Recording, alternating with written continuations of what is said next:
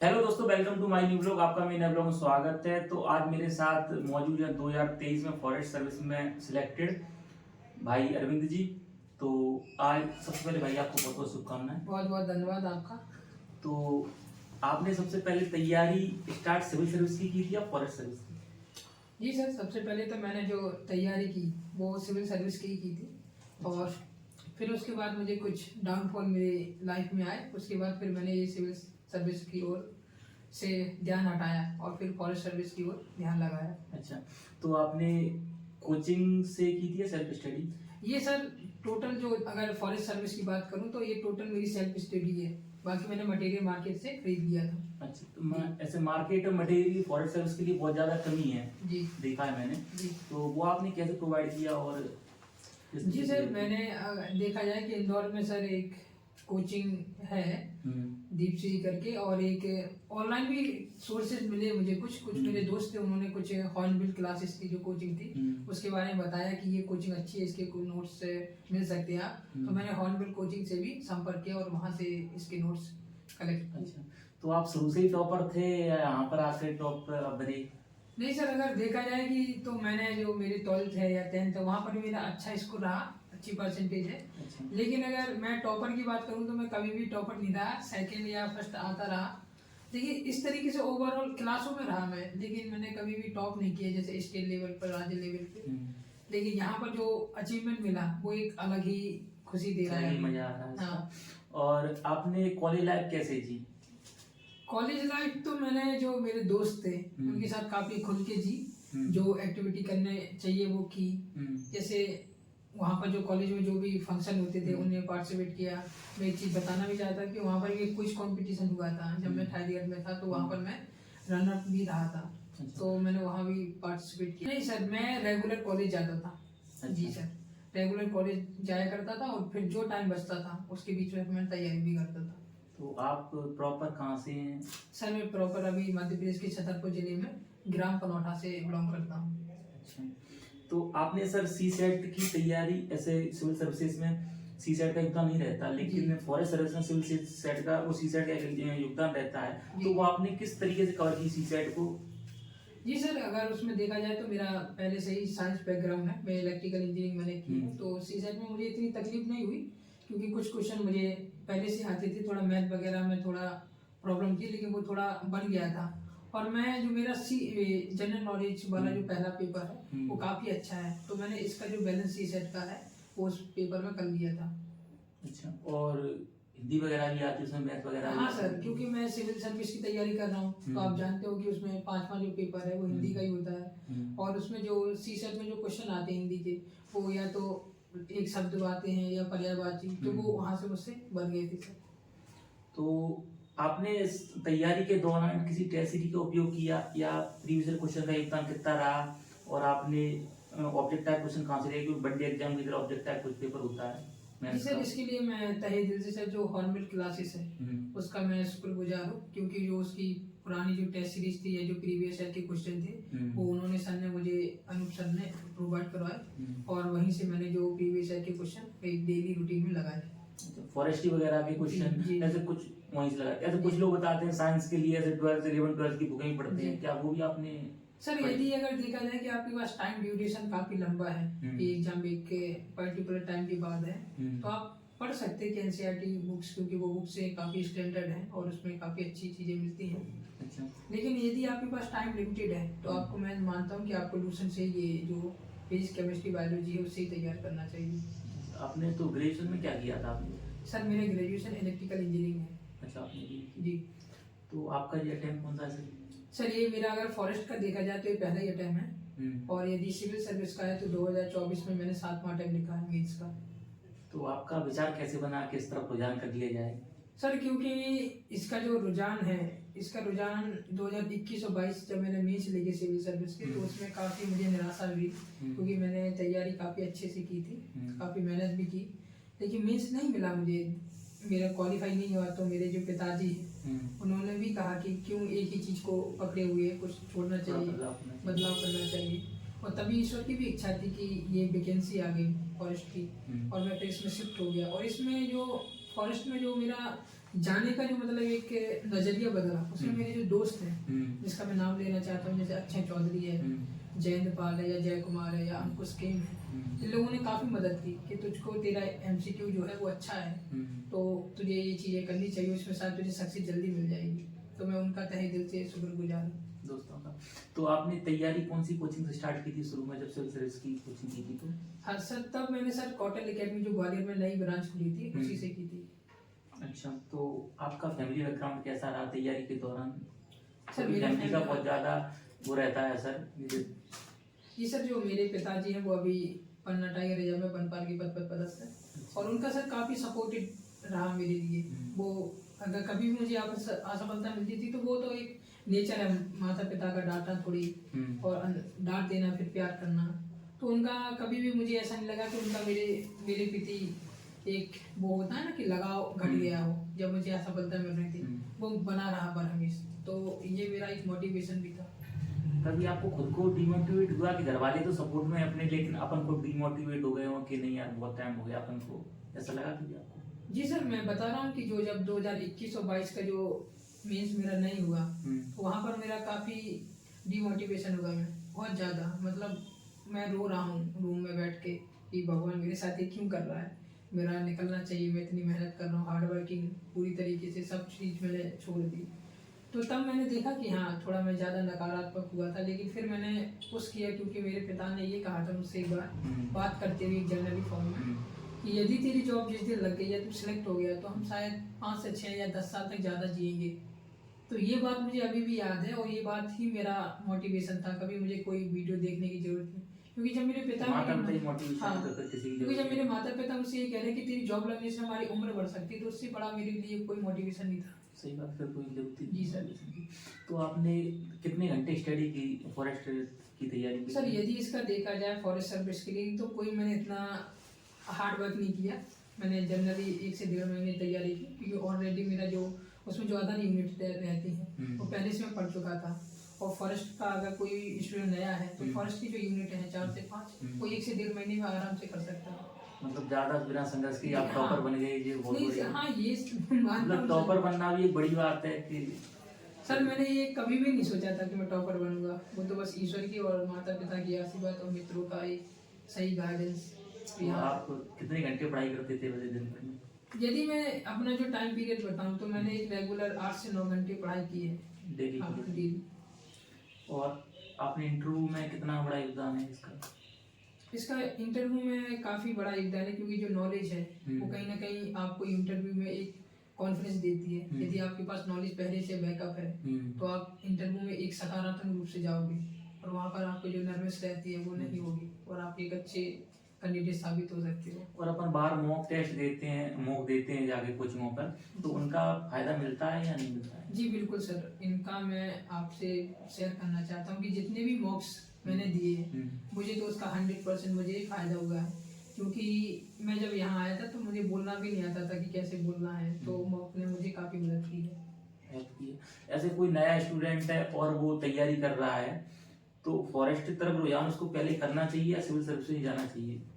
विचार कीजिएगा PSC माने का एक फॉरेस्ट में। सर यदि देखा जाए कि यदि वो सिविल सर्विस और फॉरेस्ट दोनों कर रहा है तो उसको ये देखना चाहिए कि मुझे रिजल्ट कहाँ जल्दी मिल सकता है।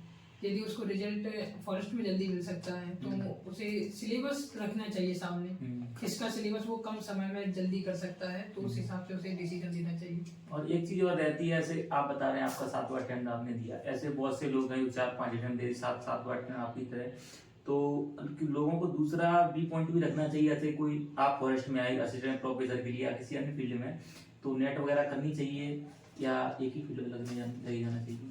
सर मेरा ये मानना है कि यदि आपका लगाव एक चीज से है कि ये चीज जब मुझे मिलेगी तभी मुझे अंदर से एक सहमति होगी कि मैंने जो चाहा वो अचीवमेंट करी या मेरा जो लक्ष्य था वो मैंने पा लिया, तो शायद उसे एक ही जॉब पे पूरा ध्यान लगाना चाहिए।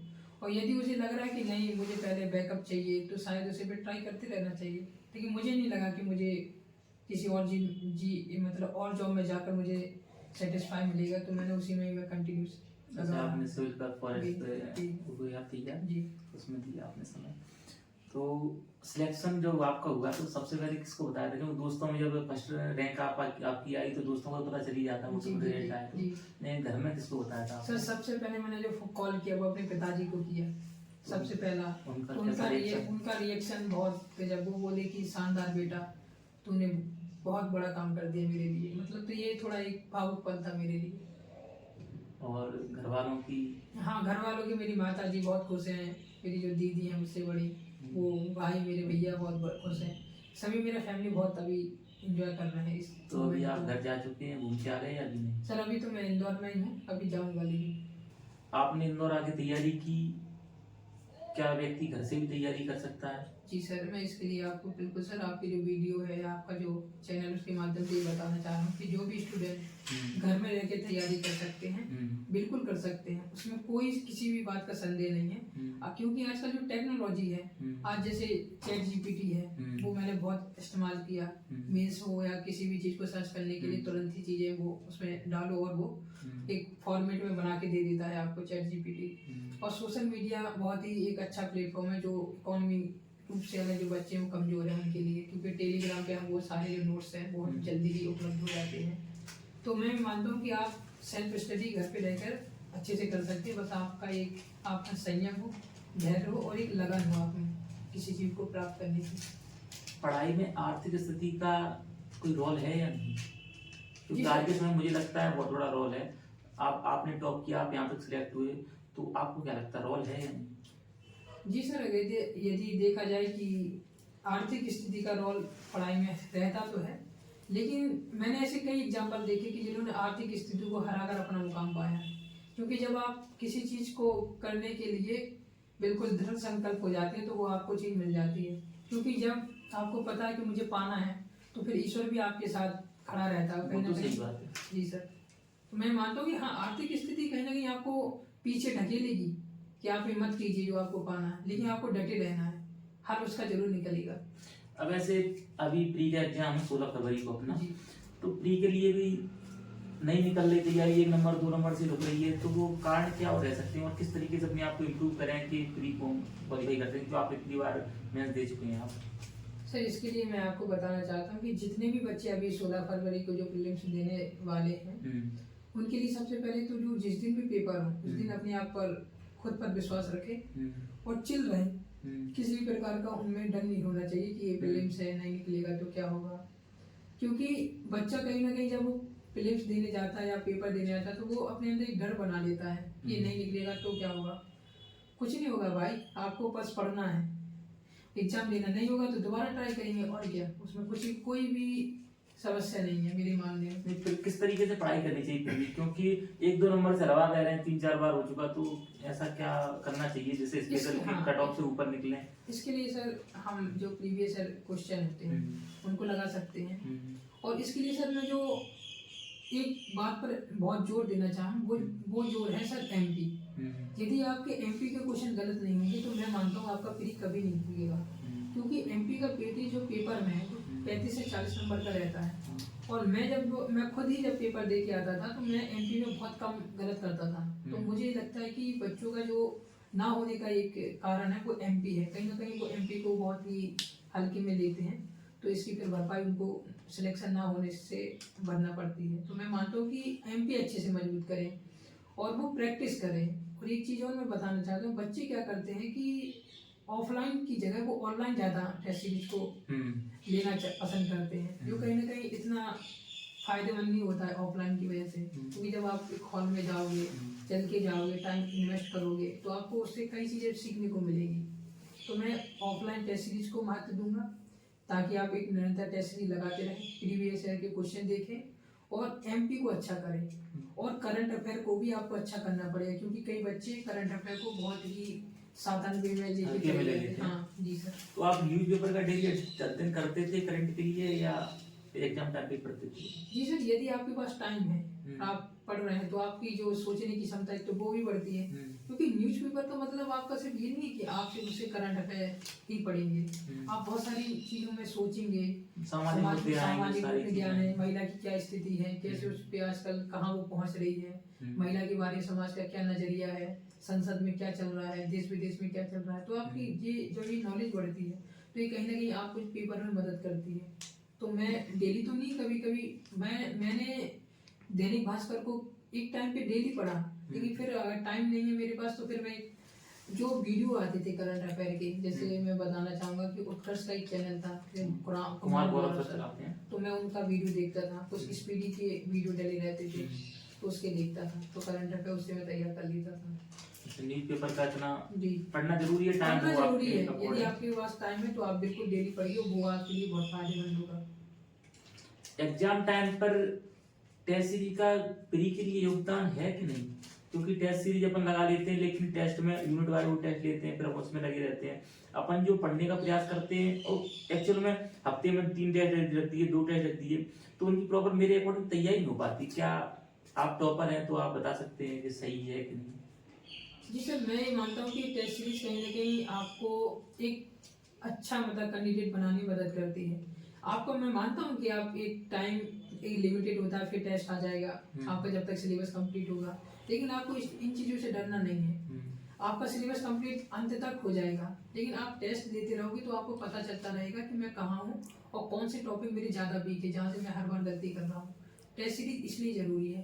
टेस्ट सीरीज आपके इसलिए ज़रूरी नहीं कि आप वहाँ पर टॉप करें या आपके क्वेश्चन अच्छे आए, आपको कॉन्फिडेंस देने के लिए, ताकि आप वहाँ सुधार कर सकें। क्योंकि जो टेस्ट पेपर यहाँ पर बनते हैं वो उस पेपर्स के कंपेयर में बहुत हार्ड होते हैं और उनमें इतने अच्छे क्वेश्चन भी नहीं पूछे जाते हैं जो वहाँ के जो MPPSC का पेपर आता है। तो मैं मानता हूँ कि टेस्ट सीरीज आपको देते रहना चाहिए, यदि आपका रिवीजन हो या ना हो। आप फॉरेस्ट सर्विस में गए थे तो आप वहाँ पर क्या बदलाव करना चाहेंगे? आप अपने क्षेत्र में जो आपको क्षेत्र मिलेगा उसमें आप क्या बदलाव करना चाहेंगे अपनी तरफ से?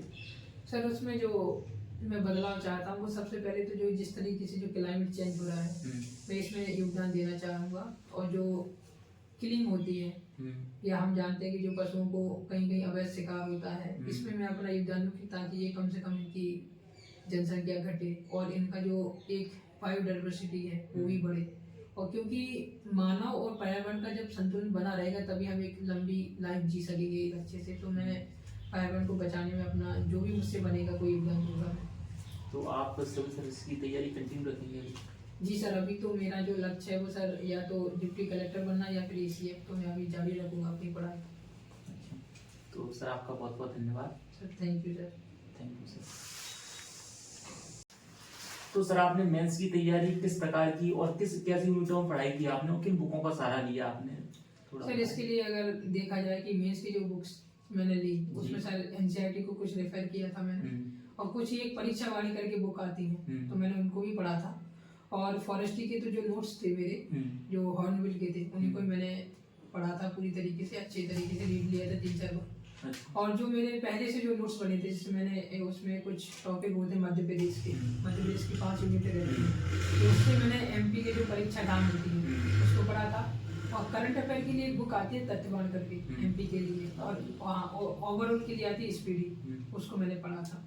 साइंस एंड टेक के लिए भी एक यूनिट 9 जो है जो सिविल सर्विस में है वही इसमें सेम वही यूनिट है फॉरेस्ट में, तो उसके लिए भी मैंने परीक्षा दाम का ही उपयोग किया, बुक्स आती है। तो आपने इतनी बड़ी तैयारी की, आपका संघर्ष बहुत लंबा रहा, तो महिला मित्र का होना जरूरी है इस जीवन में कि नहीं? क्योंकि पढ़ाई के दौरान उतार चढ़ाव ऐसे आते हैं, एक दोस्त को अपन अपनी बात नहीं बता पाते क्योंकि वो दूसरे दोस्तों से शेयर कर सकता है। एक महिला मित्र लड़की मित्र ऐसी होती है कि अपन उसको अपनी बात बता देते हैं लेकिन वो अपने दोस्तों से शेयर नहीं करेगी क्योंकि इतनी नहीं हो पाती, क्योंकि अपनी दोस्त है तो दूसरे अपनी दोस्ती कैसे हो जाएगी इस तरीके से।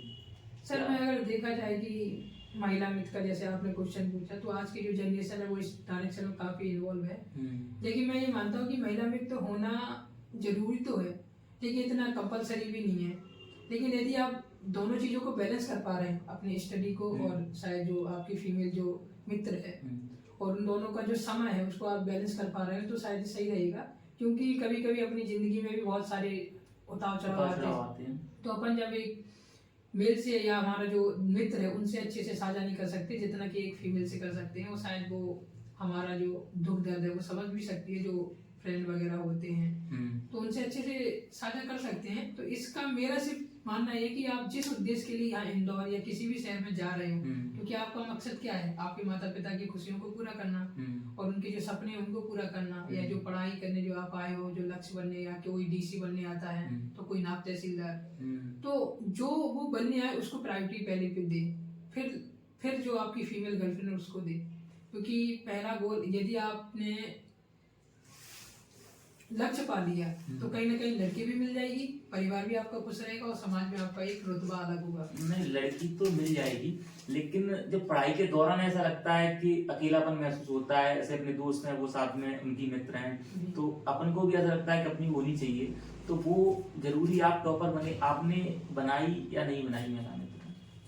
जी सर, अगर मैं देखा जाए तो मैंने इन चीज़ों से काफ़ी दूरी रखी, क्योंकि मैं अपने स्तर पर जानता था कि यदि मैं इन चीज़ों में इन्वॉल्व होऊंगा तो मैं शायद इसमें मेरी जो स्टडी है उसमें मुझे थोड़ा डिस्टर्बेंस होगा, तो मैं अभी तो इन चीज़ों से बिल्कुल दूर हूँ। लेकिन मैं कभी भी इस चीज़ को मना नहीं करूँगा कि ये चीज़ें नहीं करनी चाहिए, क्योंकि ये चीज़ें भी एक लाइफ में बहुत कुछ हमको सिखाती हैं।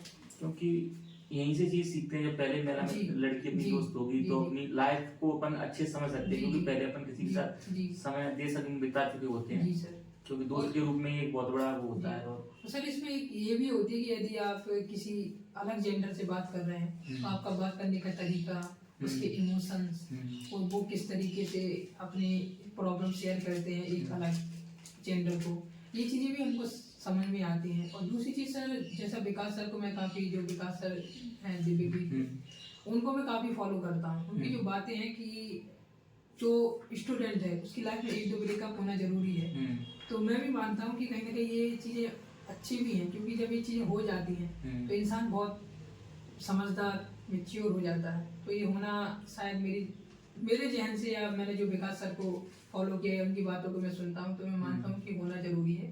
लेकिन बैलेंस करना आना चाहिए आपको, और आपको जज करना भी आना चाहिए कि सामने वाला इंसान आपके सपोर्ट करेगा आपको कठिन टाइम में कि नहीं करेगा, ये